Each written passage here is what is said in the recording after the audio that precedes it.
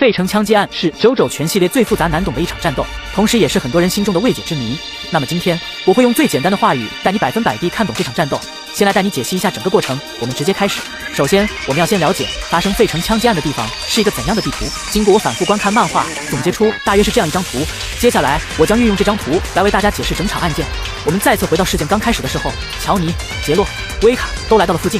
乔尼前往那个小巷，迪亚哥到达了总统府，然后大总统离开了总统府。迪亚哥紧跟其后，威卡也在偷偷跟踪迪亚哥。首先是大总统先到达旗帜的地方，开枪射伤了正在分神的乔尼，而总统开枪的事情被画家看到了。之后，大总统借由旗帜将乔尼送往了平行世界，自己则躲在了暗处。迪亚哥来到这里，发现没有人，于是跳上屋顶静观其变。这时，迪亚哥发现威卡臂膊出现在了下面，这个威卡正是大总统借由国旗与墙壁的夹缝从平行世界拉来的，仍忠心于大总统的平行威卡。平行威卡接受了大总统的命令，来射杀藏在屋顶上的迪亚哥，然后迪亚哥跳下来和平行威卡扭打在一块，在扭打过程中，迪亚哥开枪射杀了平行威卡。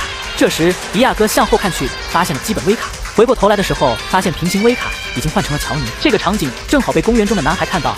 这里是大总统再次发动了第4C 的能力，将平行威卡送往了平行世界，将乔尼送了回来。这里是基本世界，但是还要牵扯到平行世界。我们回到平行威卡到来前，也就是迪亚哥刚到屋顶上的时候，基本威卡从另一边来到了国旗附近。总统发现了基本威卡，于是将基本威卡拉到了平行世界，自己也前往了平行世界。然后也就出现了总统袭击威卡的那一幕。从国旗后面伸出的拳头可以明确的看出，神秘人就是总统。这里总统是想要杀基本威卡的，但自己被基本威卡打成了左半身失调。眼看基本威卡拾起枪朝自己开了枪，大总统在中枪的同时，为了活命，只能发动第4C，将基本威卡送回了基本世界，同时将处于基本世界的平行威卡和处于平行世界的乔尼兑换了位置。此时，威卡正举枪对着乔尼，这个景象也就被女孩看到了。大总统在之后赶忙替自己换了身体。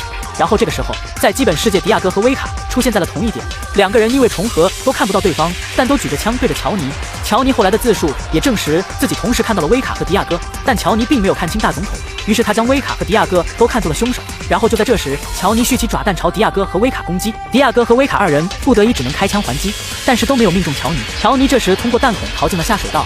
这就是我梳理出的费城枪击案整个过程了。不过也还是存在一定的剧情 bug， 就是在迪亚哥和威卡同时出现在基本世界后，两人明明一起举枪对准乔尼，乔尼也明确看到了迪亚哥和威卡，但威卡和迪亚哥却没有互相看到。迪亚哥发现威卡的时候是看到威卡正在自己身后，这里威卡突然换了位置，我实在想不到怎么解释。不过这也是我能想到的漏洞最少的解释了。那么本期视频就到这里，如果你喜欢的话，就点关注再走吧，我们下期再见。